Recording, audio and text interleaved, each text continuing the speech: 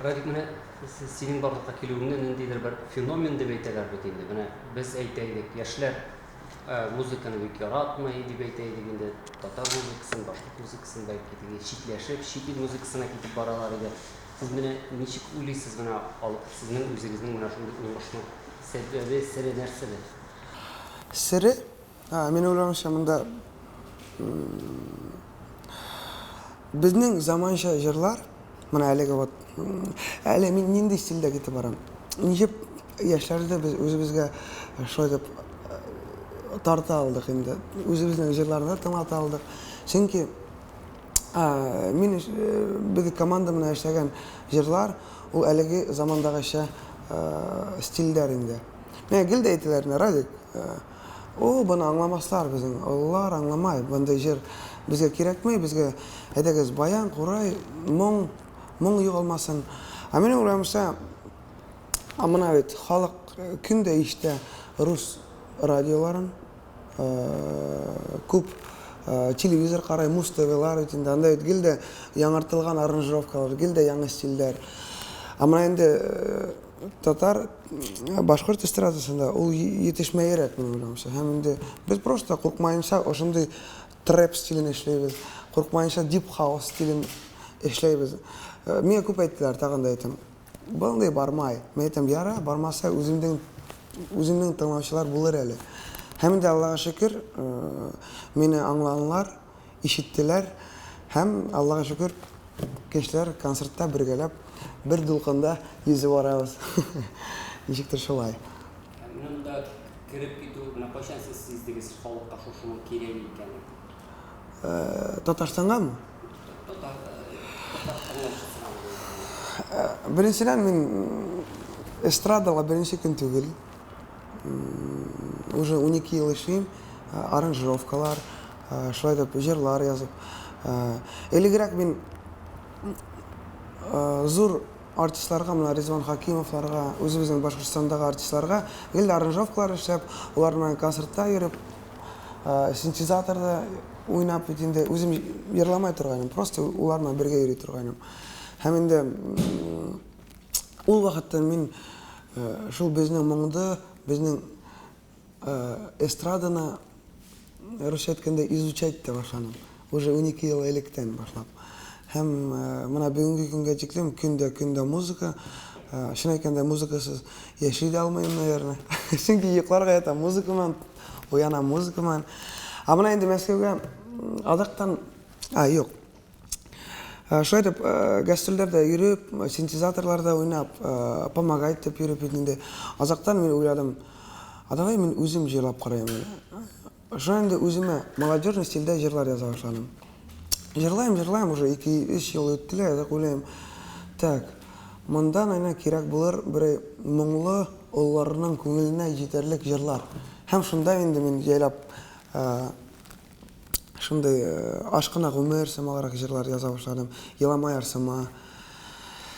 И тик шундай стильгә күчеп кенә киткәнем, и миңа шундай тәкъдим иттеләр Мәскәүгә күчеп китәргә. Мәскәүгә күчеп китер алдыннан миңа инде Шатунов белән эшләп алдык. Юрий Шатунов белән ул үзенә чакырды, Сочига уның продюсеры чакырдылар.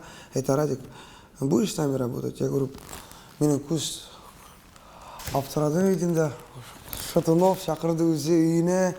Һәм инде эшләшеп алгас, аңладым. Мин все-таки синтезаторщик булгым килмәй. Минем үземнең җырларга килә. Кешеләрнең күңелләренә мына үземнән чыккан җырлар уларга yetkерәсем килә бит инде. Һәм мин ул тәкъдимде алмадым инде. Һәм инде кире кайтып киттем дә и Мәскәүгә киттем. Өфедә вис эшләремне ташлап, вис эшләремне. Анда минем студия бар инде, үземнең гастрольләр, концертлар районнар буйлап. Һәм инде Аллага шөкер, әйбәт эшләр бар инде, ул где-то 7 ел элек Өфедә. Мен уйлыйм, юк, монда уже потолок җитмәй, миңа зуррак үскә килә. Чөнки чын әйткәндә, Башкортстанда миңа ничектер уже урын җитмәй. Ну, халык, Башкортстан халкы мине нык этәрде, ышаныч бирде. Башкортстан халкы, чөнки онда мин башладым, онда миңа ышандылар, анда миңа келди әйттеләр, Радик, әйдә TikTok'тамы. Һәм Мәскәүгә күчеп киткәч, мин шундый ихласлы күченеп киттем, минем халык бар дип. Һәм Мәскәүдә 5 ел эшләп, мин үземнең продюсерыма әйтәм, Саш, әйдә Татарстанга барып карыйк, әйдә Татарстанда концерт куеп карыйк. Ул әйтә, юк, әле иртә кирәкми. Мин көндә музыкалар, көндә студиялар, музыкалар язам, клиплар төшерәбез татар телендә, башкорт телендә, рус телендә әйтәм. Мин әйтәм, вакыт җитте, әйдә Татарстанга шәферәк, әйдә, уже безнең килеп чыгыр. Ул әйтә, юк, тагы давай көтеп торыйк. Һәм инде шулай итеп оттяжка биреп, тагы 1 ел көттереп бит инде. Шунда без материал әзерләп, более-менее кешегә охшаган җырга клип төшереп, монда инде Татарстан телекомпания, радиоларга җырларны биреп, шуннан гына без яйлап чыга башладык. Ул 3 ел элек килеп чыкты. Юк, 3 ел элек без беренче тапкыр телевидениегә клипларыбызны бирдек, радиога җырларыбызны, һәм шак 2 ел элек кенә без концертлар менән Татарстанга килдек. Беренче тапкыр куркып килдек. Без әйтәбез, яра, Алла ярса, хотя бы концертларга берәй 40% кеше тулса, уже Аллага шөкер әйбәт. 10 концерт куйдык та, радиолар, җырлар яңгырый, клиплар яңгырый. Бик куркабыз, Мәскәүдән киләбез, без уйлабыз, яра, Алла ярса, килеп чыгыр әле бер кайчан. 10 концертта практически bütün концертлар 50-60% ман кеше тула ине. Мен әйтәм, ничего, нормально. Зато кеше, значит, белә, ишеткән, ишетә, значит, улар безнең җырларыбызны тыңлай, Аллага шөкер, әйбәт. Но инде азак тагы бер эшләп алгас, тагы бер альбом чыгаргас инде, без ныклап тотындык. Давай 1 ай концерт куяйк. Мәскәүгә киткәч, Мәскәүдә альбом яздырдык та киләбез Татарстанга. Без әйтәбез, давай тагы 1 ай концерт куеп карыйк әле. Шуннан инде шул вакыттан 1 ай концерт куйганнан соң без больше Мәскәүгә кайтмадык. Уже 2 ел буе, Аллага шөкер, концертлар белән Татарстан буйлап, Башкортстан буйлап, Рәсәй буйлап гастрольләрдә йөрибез. Өйгә кайтмыйбыз. Мин хәтта әлеге вакытта гастрольгә әниемне үзем алып киттем, чөнки элегрәк бик сирәк күрешә идек, бик әз күрешә идек. Елына 1 тапкыр, хәзер көндә әнием белән гастрольдә ул күреп тора, ничек эшләр бара, ничек безне халык аңлаганны күреп тора. Булыша. Ул минем әнием концерт вакытында шәйләр ясый инде, күлмәкләрне үтекләп йөргән.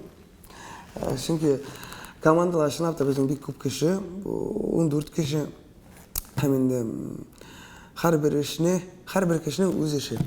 Вот әниемнең эше, ул иң әни эше.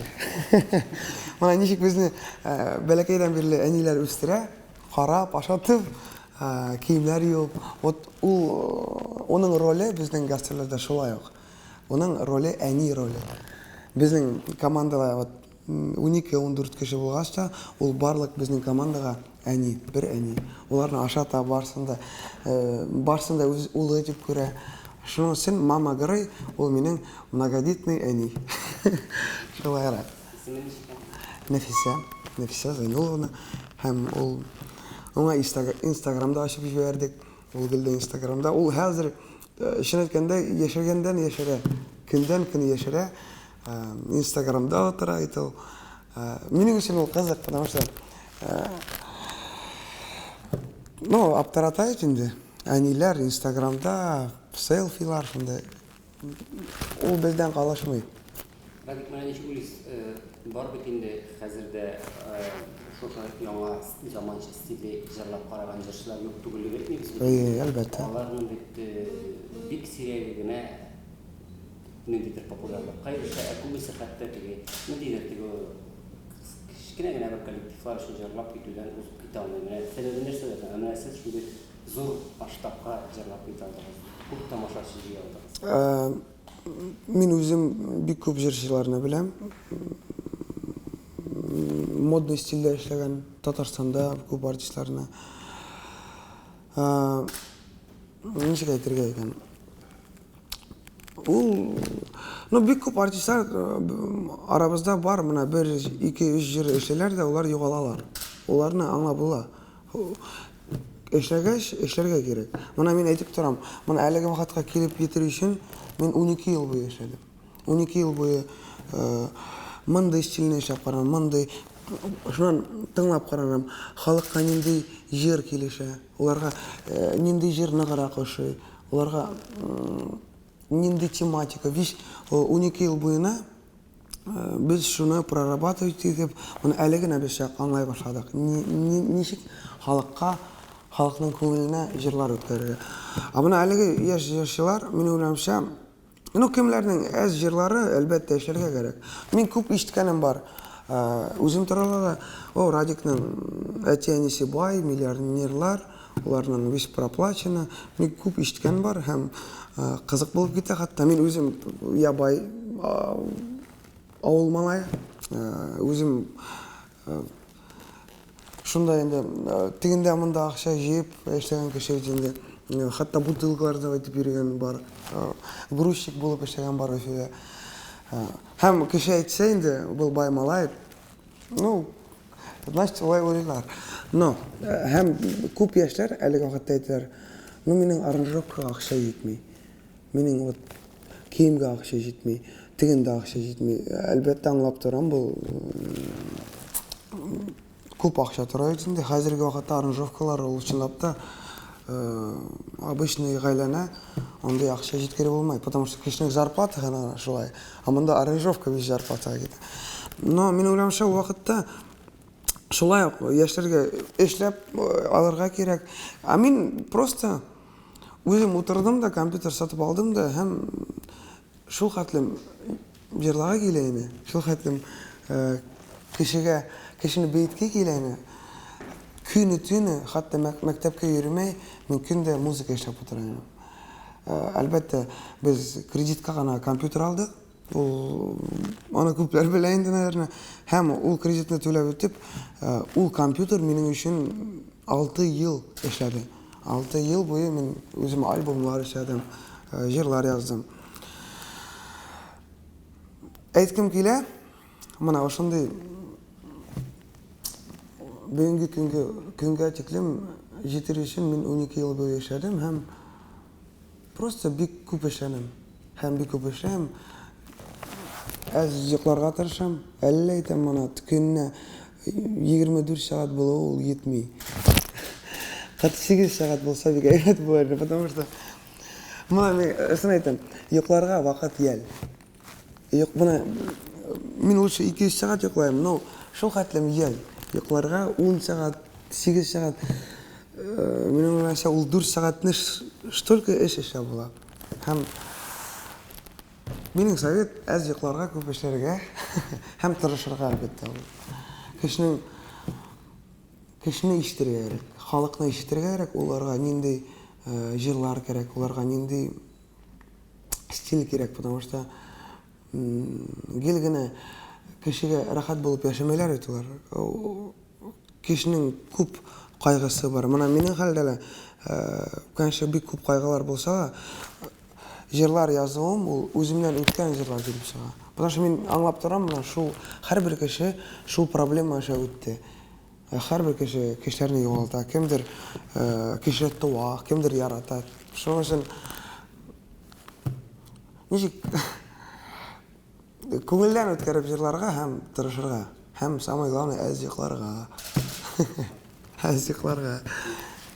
Ничек уйлыйсыз, сез менә моңарчы татар башкорт музыкасын тыңламаганда, аның читтә булганда рус телле дип әйтгәндә, менә шушындый тамашачыларны да үзегезгә җыеп ала алдыгыз. Телне аңламаган кешеләр дә сезнең концертларга киләләр.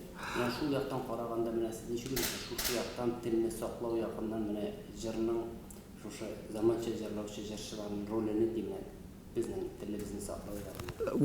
Вот, был безнең проектта иң главный момент. Мына заманча җырлаган артистлар, мына миңа хатта концертта әниләр килеп менә лә әйтә, Радик, рәхмәт сиңа. Мин менә үземнең улымны или кызымны татар теленә или башкорт теленә өйрәтә алмай идем. Мына тик синең җырыңны тыңлап, улар кызыксына башлаганнар. Улар үзебезнең телебезне ятлай башлаганнар, сорыйлар, а бу нәрсә дип әйтте, нәрсә дип җырлады. Шул хәтлем рәхәт, шәйкәндә шундый безнең эшебез бушка булмаганга. Һәм инде әлеге вакытта бик күп яшьләр безнең концертка килгәнгә, моны шәйкәндә безнең концертта 3 яшьтән 80 яшькә тиклем халык килә. Шундый контингенттар. Бәләкәйдән олыга тиклем кызлары да бар, малайлары да бар. Һәм инде мин уйлыймча, шундый заманча проекттар обязательно кирәк, чтобы безнең яшьләр безнең хатта безнең телдән уялмасыннар. Менә без тышта китә барабыз, гелдә бит. Кавказ телендә акыртып җырларны куялар инде, рус телендә.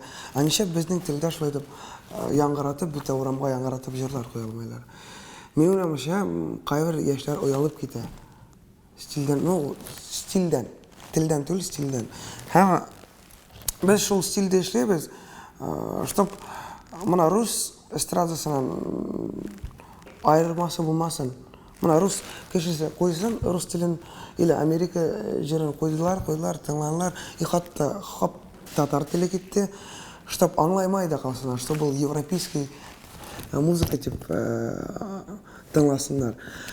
Һәм минем шундый хыялым бар, чтоб безнең телдәге җырларны, татар башкорт телдәге җырларны безнең республикаларда гына түгел, а моны сит якларда да тыңласыннар.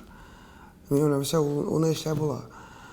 Чтоб не только моны татарлар һәм башкортлар тыңласыннар, а моны руслар, румыннар, Украина, ул безне тыңлайлар, без тыңлайбыз. Украина, Украина түгел, моны румын җырларын, яңарак кына хит бүтә илгә булды хит. Ничек әле?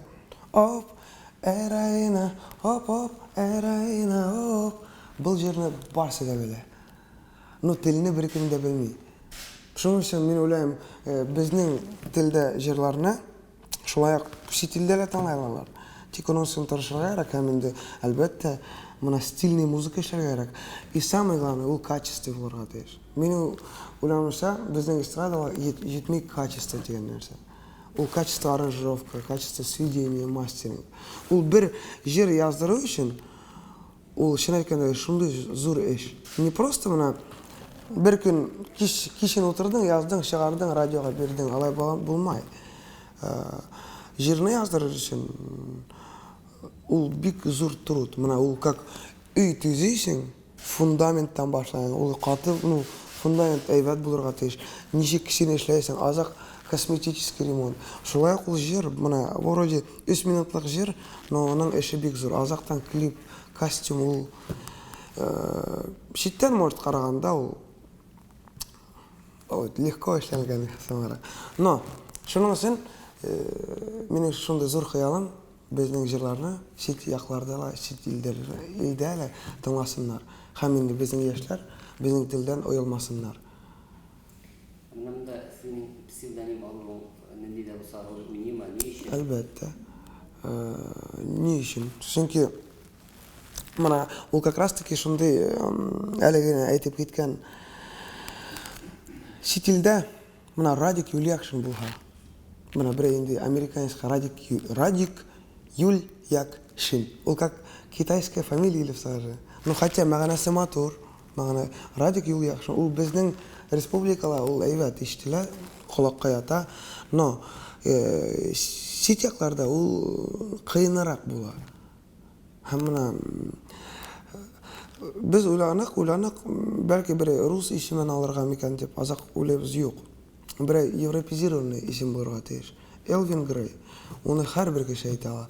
Уны ikkinchi illarda lehko aytishaklar. Hem biz shunday maqsad bilan aldık şu psevdonimda Elvin Grey'de, чтобы ikkinchi yoqlarda bizning ijrolarni tanlasinlar. Bizning respublikalarga tugul. Uning istoriyasini men o'ylamsa ko'plar bilar. Elvin Grey, Elvin meni balakashaqdan yurdilar o'ramda o'rtashda. Ну, balakashaqda efle yashaganda Elvin deb yurdilar. Grey ul men balakashaqda bir kino qaradim. Alay Purusa degan. Hem shunda endi Герой Грей, Артур Грей, мен балакашақта айтайыным. Зорайғаш, мен обязательно Артур Грей самақ болам. Чөнки ул шундай әйбәт кеше, гелдә әйбәт эшләр эшләп, мен шундай булгым килә. Азактан инде исем уйлай башлагас, мен әйтәм, мына Элвинде давай алайык. Безнең мине балакашақта шулай дип йөртәләр, и Грей. Ул продюсер менән бергә уйлап табылган исем Элвин Грей. Без күп уйладык, ул исем безнең национальный эстрадалар китермикән дип, чөнки монда бит мына минең дусларым Алегватта Фирдус Тимаев инде, Әнвәр Нургалиев һәм арасында шундай Элвин Грей кулакка ятыр микән кешеләргә, шундай уйда булды. Уйлар булды, без хатта уйладык, бәлки шундай исем кирәкмәс иде, бәлки бер үземнең исемдә калдырган, или просто Радик дип калдырган микән. Но кеше кабул итте, кеше әйтмәде, так бу ярамай дип. Аллаһка шөкер, кешегә ярады бу исем. Безнең митинг татар сәхнәсендә ничә еллар буена алдынгы урыннарда да Салават Динов һәм менә быел сезнең татар җыр концертын йомгаклавыгыз, ул ниндидер символик символ итеп кабул иттеләр, аны ничек итеп менә кешеләр менә аның урынына калды Элвин Грей бит. Моны сез үзегез ничек кабул итәсез? Нәрсә белән аңлатырга моны? Салават урынына Элвин Грей. Юк, менә сез килешәсезме шуның белән? Менә хәзер Юк. Сез алып карасыз төп Салават Хатиновның урынынан бери. Юк, алай түгел инде. Бу Салават бу ул легенда. Мен әле саккан артист, Салават абый аның сагыштыру вообще беренче булган. Чөнки минең беренчедән үземнең стилистика, минең үземнең күренеш эстрадага монда Салават абый уже 28 сезон чынлап та алай беренчедән алай эшләп карарга кирәк. Чтоб аның сагыштырыр өчен. Юк, андай легенда кешеләр менән сагыштыру вообще кирәкми. Һәм мына бик күп прессалар, күп нәрсә язалар итенде. Хатта шундай прессаны укып карасаң, ул пресса яктан мин алама сымак күренәм, бәлки шулайдыр, бәлки уның яктан шу алама сымак күренә. Юк. Тагын да әйтәм, сагыштыру кирәкми. Чөнки Салават абый, мин аның концертларында да булганым бар. Ул тема онытылган инде. Юк. Минем уйлавымча, сагыштырырга вообще кирәкми. Андый кешеләр туырга кирәк. Андый булып туырга кирәк. 30 ел үзеңне тотырга кирәк, Салават абый. Шуннан гына сагыштырырга кирәк. Или вообще ул легендалар сагыштырылмай. Ул легенда мәңгелеккә легенда. Минем уйлавымча, мин әле вообще сак монда беренче азымлар эшләгән егет һәм совсем икенче направление. Һәм мин килешмәйм, һәм әле эшләргә һәм эшләргә. Сорамыш халымның саватларында сез шәккәсен сезнең бәхәсегезне сез теге күпмедер дәрәҗәдә аңа үзегезнең үпкәгезне белдергез һәм ниндидер теге дуэльдә тәкъдим иткән идегез. Бу ничек килеп чыкты бу? Ул үпкә Рома әллә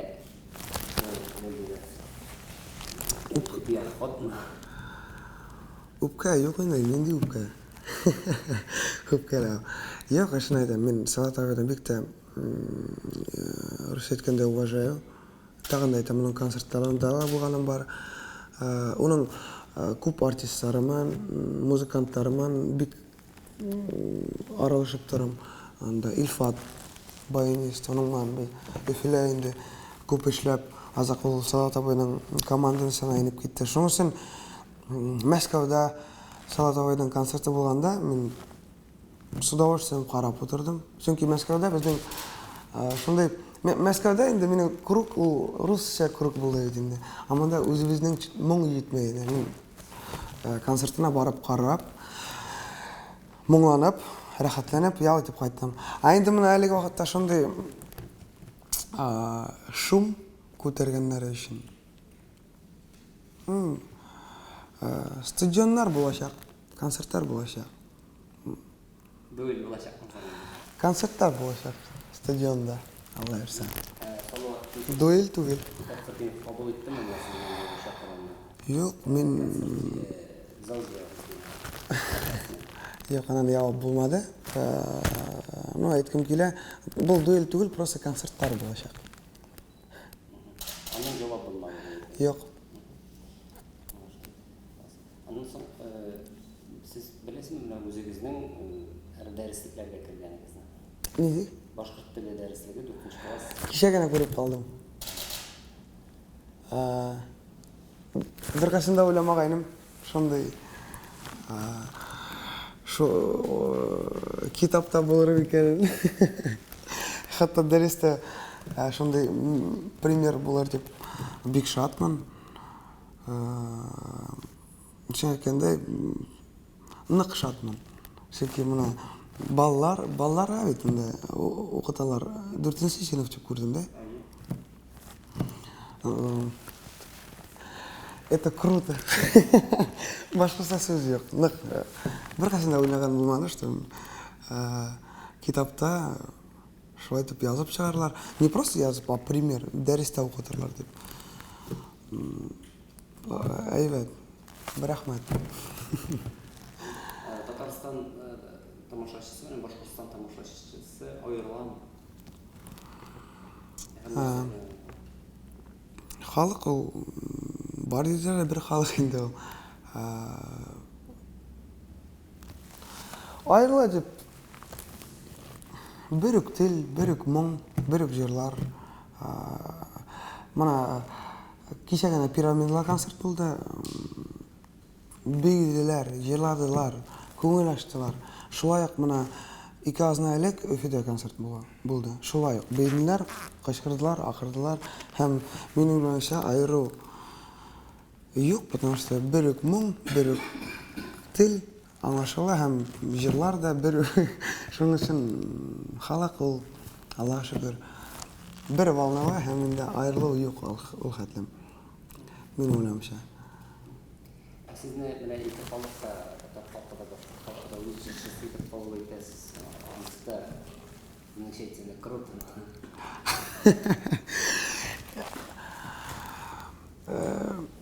Сезгә кайсы тел якынрак? Ну, якынрак әлбәттә үземнең туган җирем, ну, дуслар, мин үземдә Башкортстанда туып үскән малай инде һәм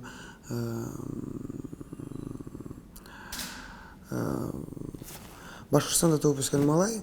Шуның өчен туган як, һәрбер кешегә туган як ул туган як инде ул. Шуның өчен минем өчен дә мин туган ягыма кайтканда шул хәтлем.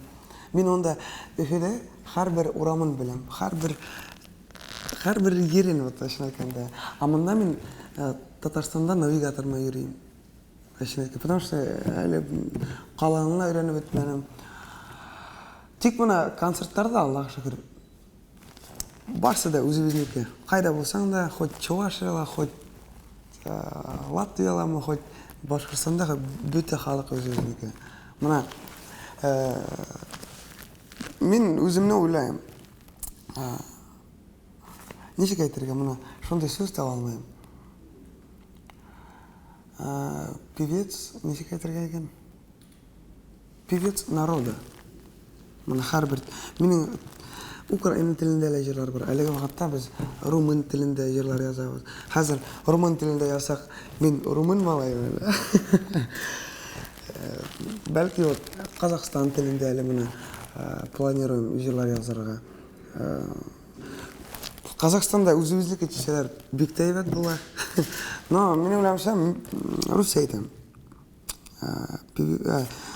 Әлігінен неше кеттім әлі? От қатер. Не, әрбір елде қабыл етселер, значит,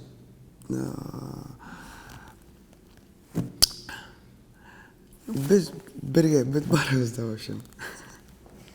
Mesela siz sözünüz neydi jırlarına, kimlerini yaratasız tapar istirasını, kimlerini tanıyırsınız bunu? Maşinada barğanda kimlerini tanıyırsınız? Ali mi? İyi. Так, Ali. Enver. Enver Nurgaliyev. Hem Firdus brat. Firdus mana Татарстанға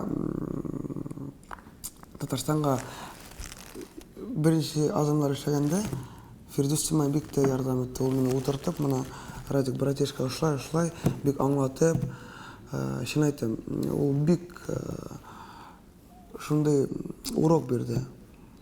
Һәм бик те рәхмәтлемен Firdus. Һәм азактан инде гүзәл уразы белән танышып киттек. Firdus Тимаев мына җырларын яратып тыңлыйм. Һәм инде мына капыл искә төшерә алмыйм. Гүзәл уразыма. Оның менән шулай ук без кызык кына танышулар, һәр артистлар белән кызык танышулар һәм шәп язылган, бергә утырып язылган шундый моментлар булып алды ул. Шуның өчен кем менән аралашам, әлбәттә аларның дисклары минем машинада ята, аларның җырларын тыңлайм. Шын әйткәндә, в основном мин тыңлайм Европаны. Мана гафу итегез, Европаны тыңлайм. Потому что уларда качество, уларда өйрәнеп була, уларда нинди сведение, мастеринг. Мен же еще рус әйткәндә улетевший музыкант, аранжировщик. Хотя ноты белмәсәм дә, мин студияла яшәргә әзермен. Чөнки мен анда музыка язам, йоклайм да, гастрольгә китәм да, кайтам да, музыка язам. Вот мин могу беразны чыкмаенча, ашарга алсам, беразны студиядан чыкмай яшәргә могу. Мен шул хәтлем студияны яратам, что просто башымны югалтам. Мына бер җыр язганда илһамланып китеп, рәхәтләнеп студияла, дусларны чакырам. Главное, уларны чакырам, үзем чыкмыйм студияны, чтобы главное студияла булырга һәм инде шуның өчен мин Европаны тыңларга яратам, чтобы улардан әзмәс өйрәнеп алырга, нинди стиль, нинди әлеге вакытта стиль модный, шуның өчен. Безнең эстрадалар версияларны элеккәндә тыңлап китәбез. Мына әлегә әйтеп киттем, Әнвәр, Firdus, Гүзәл Уразова, концертларда бик күп тыңлап, солянкаларда дусларны тыңлап алам бит инде. В основном Европа. Менә Мустафа Firdus әле күптән түгел шул темага интервью биргән иде. Менә шуны сорап килгән сезнең менә бер районда безнең конфликт булды дип әйтик бит. Менә ул Firdus әйткән иде, кайбер районнарга мин хәтта бармаска да әзер. Менә җитәкчеләр анда ул кертәләрдә үзләренә билет алмыйча киреп утыралар дип.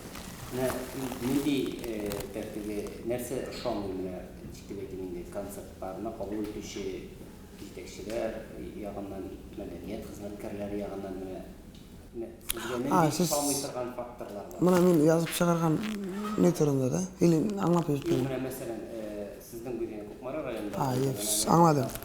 Firdus та шул турыда әйтә, мин кайбер районнарга бармаска да аңладым. Чынлап та районнар була, вот менә яңарак кына безнең опять шундый хәл булды. Просто үзем аңлап җитмәйм. Просто мин ул эштә эшләгәнем юк, шуның өчен мин үзем кысылмыйм да, конечно.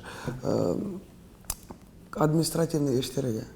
Үзем кысылмыйм, потому что мин гелдә әйтәм, дуслар, мине тимәгез, мин музыка язам. Мин сәхнәгә менәм, җырлыйм.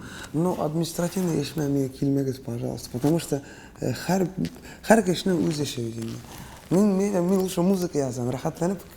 Но шундый хәлләр була. Менә яңарак кына бер районда шулай булды. Мин үзем уйлап аптырап куям.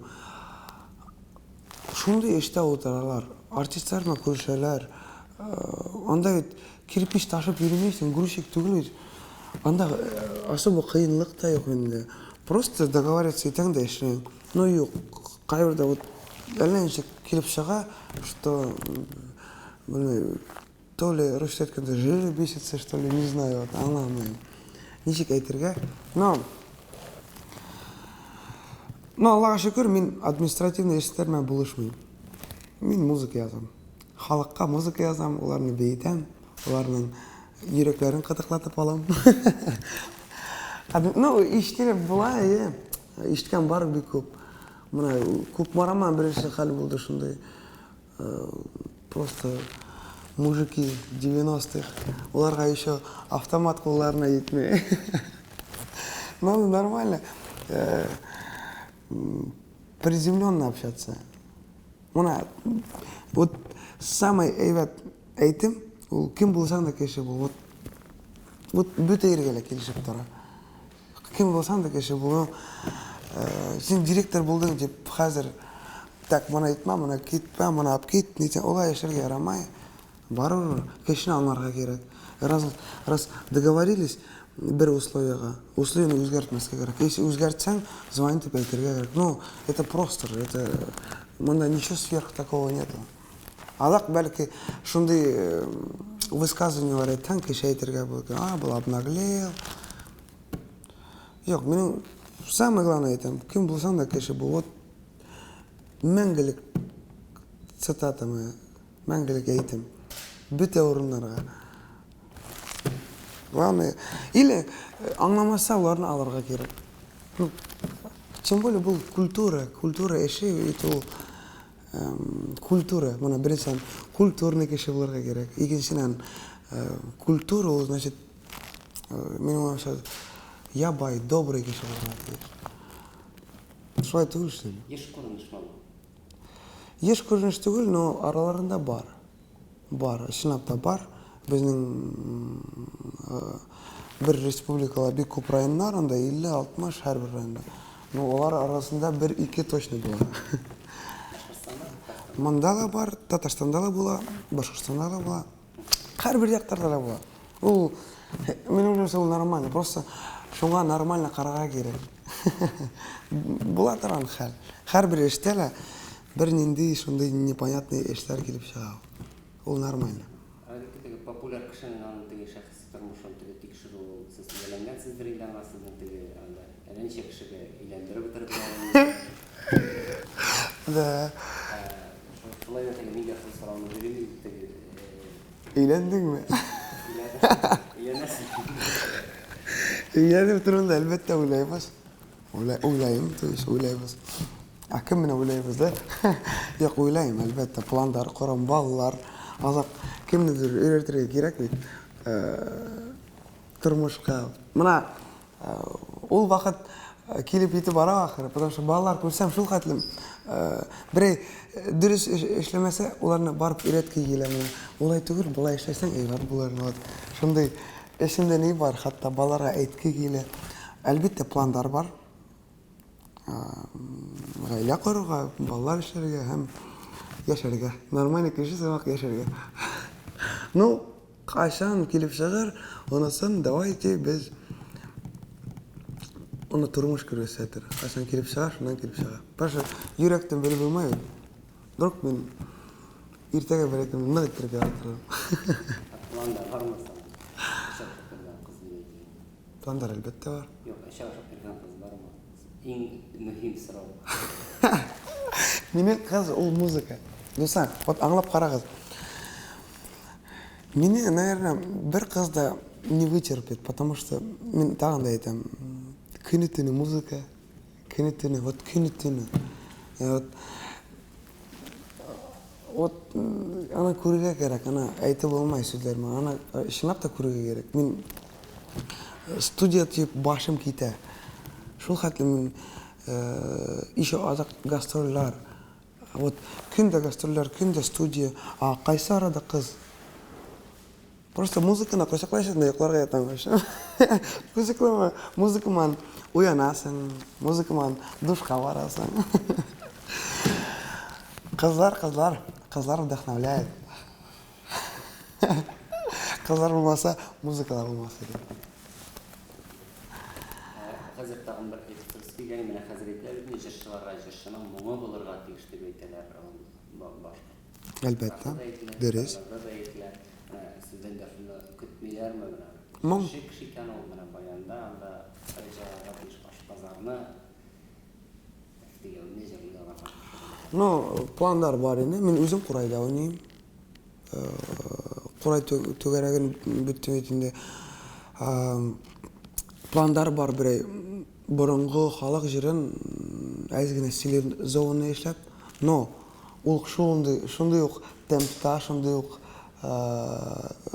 ну, шәп җырланмай торган, шундый ук моңлы калдырып һәм яңартып җырышырга шундый планнар бар. Һәм инде тагы шундый планнар бар. Үзебезнең менә кураймы яңа стильдә күрсәтергә. Не просто озын көйләр уйнап, а яңа фишкалар, яңа стиль именно кураймы эшләп карарга килә. Планнар бар әлбәттә. Ну, белеп торасыз, минем стиль үземнең шундый элекке җырларны яңартып җырлай торган кеше һәм күп авторлар белән эшләйбез инде. Һәм планнар бар, халык җырын бер яңартып эшләргә. Якыннарда сезнең нинди җырларны ишетәчәкбез, нинди бармы сезнең? Озакламыйм. Әле без моны әле май ялларында румын телендә җыры эшләп үтәбез. Һәм параллельно уфтанма җырын. Алактан ну, әлеге вакытта беренче планда уфтанма һәм румын телендә дансем дигән җыр. Уфтанма ул шулай ук яңартылган стильдә эшләнәчәк. Менә күп журналистларга интервью бирәсез инде. Сез көткән нинди сорауны сезгә бирмиләр беркайчан? Минем уйлавымча, 5 сораулар сорап иттеләр. Әлләсе. Ну, в основном сораулар популярный сорауларны дип әйтеп инде. А көтелмәгән, хәтта шундый да сорау булды миндә бер вакыт. Вот көтелмәгән нинди сорау. Даже әйтә алмыйм. Башка әле минем һаман да баш музыканы уйлайм, музыка. Концертлар, музыка. А? Килеп тә күрсәтегез. Килеп? Экспром. Yok, ana alay күрсәтеп булмый, уйнап, җырлап күрсәтергә кирәк. Ничектер шулай. Шулай? Информ укучыларына нәрсә әйтәбез? Информ укучыларына мин телим. Гелдә әйбәт кеше булып калырга. Моны нинди профессия булса да, кем булсаң да, моны баягы әйтеп киттек инде. Чынлап та теләп үтим диләр, чтоб Алла ярса эшегез уңсын.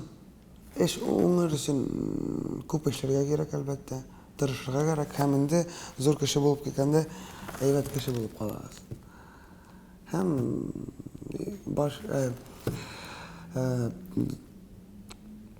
саулык, исәнлек, гелдә елмаеп яшәгез. Безнең җырларны тыңлагыз.